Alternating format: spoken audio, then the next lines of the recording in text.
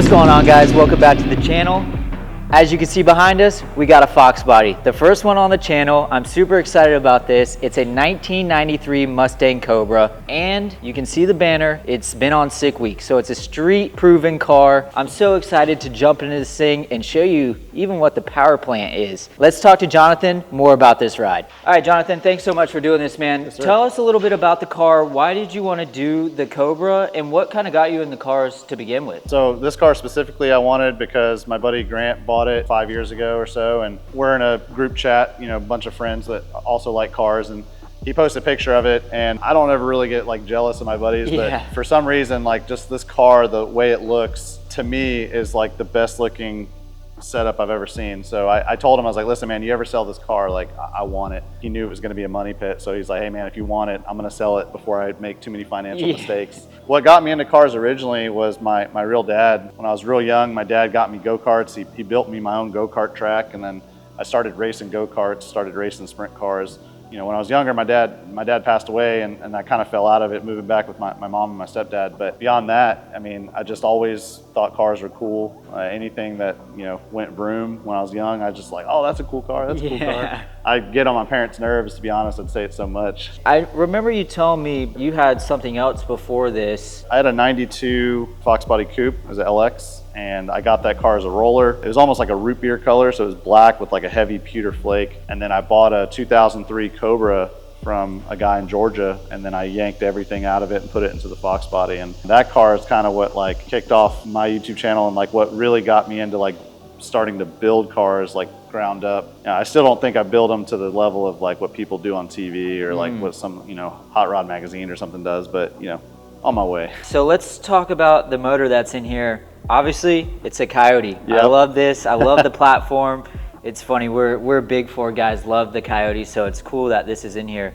Tell us a little bit about the build that you have here. For sure, yeah. So this is a Gen 2 Mustang. It's out of a 17 GT. This is exactly how I got the car. It had this motor in it already. It had a terrible transmission. This is stock T45 out of like a 01 Mustang, and it was naturally aspirated. The car has been through like multiple versions. I wanted to go racing like right away, so we raced it with the T45 and NMRA like 2 weeks after we bought it. And then from there, I was like, oh, you know, I really want power, so my buddy Jesse Spiker from Spiker Motorsports, he's the one who did a lot of the fabrication, and we got the turbo kit from Jeremy from Fat House Fabrications. So that's a 91 millimeter force performance turbo. The motor itself is still completely bone stock. It has oil pump gears, and that's it. And the car is made about 900 wheel. The Coyotes are so impressive. Like, you know, I've done a fair share of LS swaps, and I've also blown up a fair share of LS motors. So this thing has been really reliable and robust, and I'm really impressed with this platform. I know that you've done Sick Week as well. You did it last year for the first time. Yep. How did that go? Tell us a little bit about that experience. Yep, that was my first ever drag and drive. A buddy of mine, Calvin Nelson's been doing them for a while, and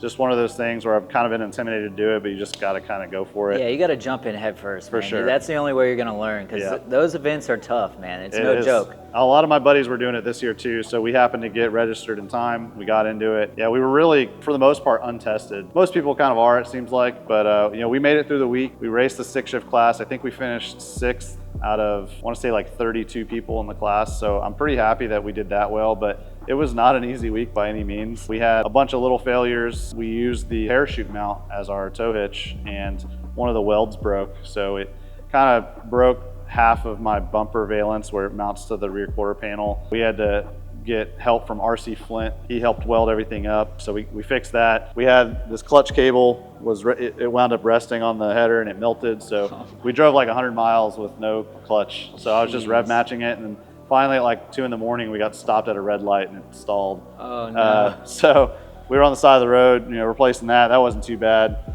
And then midway through, I think when we were in Gainesville, we had to pull the transmission because the throwout bearing went bad. But fortunately, there's a guy who follows along with Sick Week who has like a mobile lift. So we got the car in the lift, trans out, swapped the throwout bearing within 45 minutes. It was That's awesome, dude. Super quick. It was definitely a brutal week. Yeah, definitely. Sick Week will do that to you, man. It really not only tests the car, but it tests you as well. Oh, for sure. Because, dude, I mean, it's rough. For you to be able to get through that week, it's definitely a big accomplishment. For sure. So yeah, we were happy. I mean, it makes you really appreciate like a a good night's rest and like a nice meal. Yeah, I was about to say, when you get home, you hit the bed, you're happy to be home for sure, dude. What was your best time during sick week? And then also just in general, what's the best time you've done on the car? My best time, they're both one and the same, to be honest. My very last pass of sick week, I missed second gear, ironically, but it went 940 at I think like 156. But that was the best time the cars ran. I think it went 940 as well in testing, maybe a different mile an hour, but yeah, 940 is the best ET it's had. And I think my best mile an hour has been right around 160. So it has a lot in it, but the stick shift aspect of it is very unforgiving. But we've decided actually to completely change the setup altogether and go to an automatic. So it's a T56 Magnum, but it's faceplated, and it's essentially faceplated by Liberty Transmissions. So we found it on Marketplace. It didn't have the gear ratio I wanted, so I went from a 266 first gear transmission to a 297. I kind of battled this decision for a long time, and I love stick shift racing, but this car has a 750 rated cage. There's so much potential I'm leaving on the table by trying to constantly fight it with the stick shift. And the amount of time, effort, and money that's really required to make a stick shift car really fast and consistent, I just don't have. So we made the decision to go to an automatic, and actually your dad contacted me, and I didn't realize he had that super awesome turbo Maverick, and he was like, hey man, I kind of want to go stick,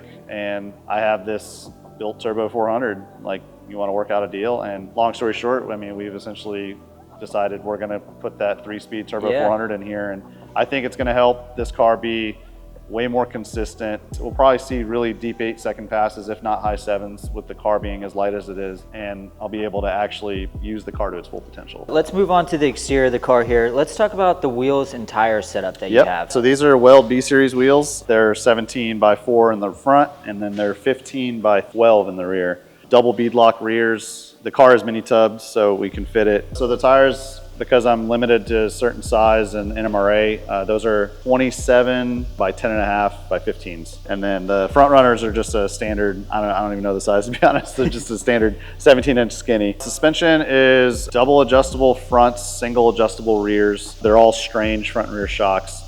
We do have travel limiters on the front to help, keep the front wheels down. Sometimes we use them, sometimes we don't. Really depends on the track. The rear suspension does have an anti-roll bar from TRZ. Rear end is all braced, 9-inch ends. Just shy of a pro mod car, like as much of a daily car as you can say, but with like the most amount of suspension adjustment. What are you rocking as far as brakes goes? So right now we're currently running Strange front and rear. So the Strange front calipers are dual piston calipers, and then the rears are just single. We are actually getting ready to make a change and yank everything off and go to TBM. Mike Pricka, he works for TBM, and he's been kind of working with me. So it's time for new brakes anyway. These are kind of shot. Sometimes they make noise, and nothing against Strange, they're fine.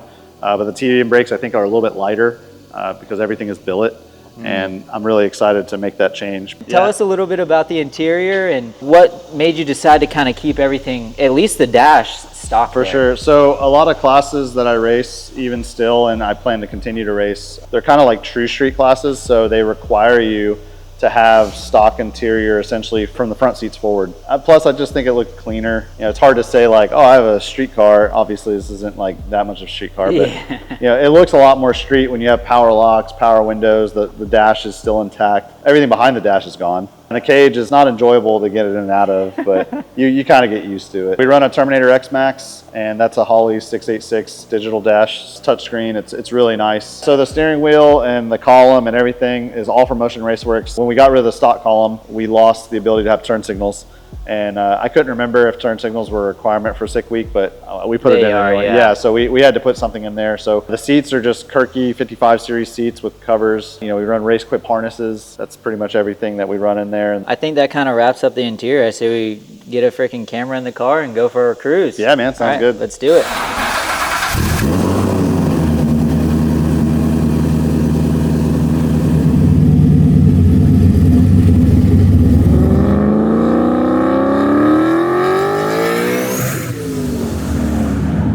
Then I got the two-step. Yeah, that thing sounds freaking good.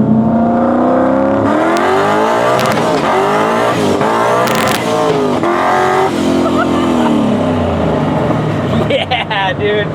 That's what I'm talking about right there. this thing is rowdy, man. Now that is fun, and that is why this stuff is addictive right there. For sure. And like, that's the fun part about having a faceplated trans is like, you just slam it, it just goes. It goes, yeah. It's like right there, like, I never took my foot off the gas except when I pedaled it. But like between shifts, my foot stays planted. I just slam the clutch and it goes right in. Yeah, that's freaking awesome, dude. With Fox bodies, now that they're older, for me, I grew up around Fox bodies, so I don't consider them classic or old. Yeah. But in reality, they are. You know, a lot of people don't see them that much anymore, you know? For sure. Do you get a lot of that with this car? Anytime I'm at the track and stuff, like a lot of people come up to me. I think it's just because it's of the color, like the look. It's like a nostalgia thing. Yeah, like, for sure. Like a throwback. Someone at the track always has like a memory tied to a Fox body of something. 100%, man. Just like that guy. Yeah. He thumbs up.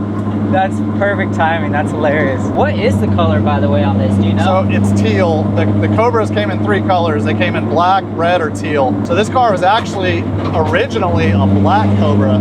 Oh, it was black. Yeah, so I don't know, somewhere along its history, someone repainted it teal, but this car was actually stolen off of the showroom floor when it was brand new, and it didn't get a branded title. It was a theft recovery, and I always thought that was a cool story because most of the time they'll get a rebuilt title, or I guess they found it, someone stole it, they parked it somewhere to make sure it was good, and they found it was like completely unharmed, so they they got it back, and it was a, you know, that's crazy. Never a branded title.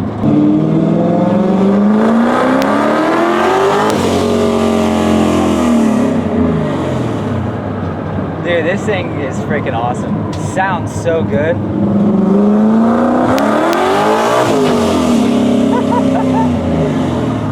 Dude, I would do that all day. I would literally just do that. I know you said you had a little one. How old is your kid? Is it a girl or a boy? They're both girls. Oh, you have 2 kids. Okay. Yep, the youngest is 7 months, and then the oldest is like almost 3.5 years. Okay, cool.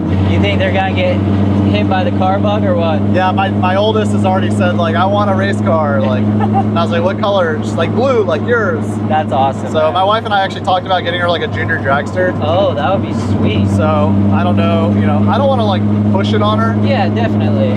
But if she wants it, like, you know, I don't mind getting it for her. Yeah, for sure. But I, you know, if she grows out of it, it won't be the end of the world. Yeah. She'll probably be more financially stable without it.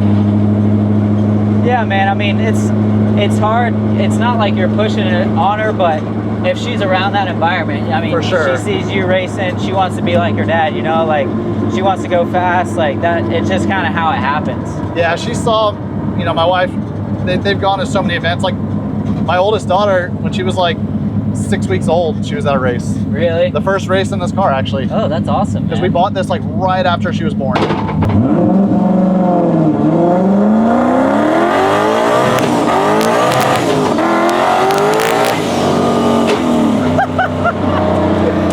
Let's go, dude! Oh my gosh! Dude, that is so freaking fun. Holy crap. Yeah, like it's like it'll ramp into boost, but when it's there, it's there. Dude, holy moly. My favorite part is just the slow transition of me just being back here. Yeah. And then it keeps you there. Yeah, dude. It's like a freaking roller coaster, man. I love it. Yeah, this car is fun, dude. Thank you so much for doing this, bro. This is man, awesome. no worries. It's been fun. All right, guys. Well, that's the end of this video. Thank you so much for watching. And Jonathan, really do appreciate you doing this with us, man. Appreciate it. Thank you. Everybody out there, where can they find you? Because I know you have a YouTube channel. You're another content creator. So tell everybody where they can find you at. Yeah, so my YouTube name is just Jay Witt. And, you know, we have footage of the Cobra and building a couple things right now, like building my 240, do a bunch of grassroots, cheap budget challenge. We got the Trailblazer, kind of like the fastest short bus, but it's the fastest inline 6 Trailblazer in the world. So I appreciate it. If anybody wants to follow along, more than welcome to. I really appreciate, you know, filming the car, man. I'm really sick to see it. Yeah, of course, dude. Yeah, guys, definitely check out his channel. Definitely some fun. If you want to see more about this car and see more of what he's doing, definitely check it out. We'll put the links in the description below. But other than that, guys, I hope you liked the video. Make sure you give it a thumbs up, leave a comment, and we'll see you next time.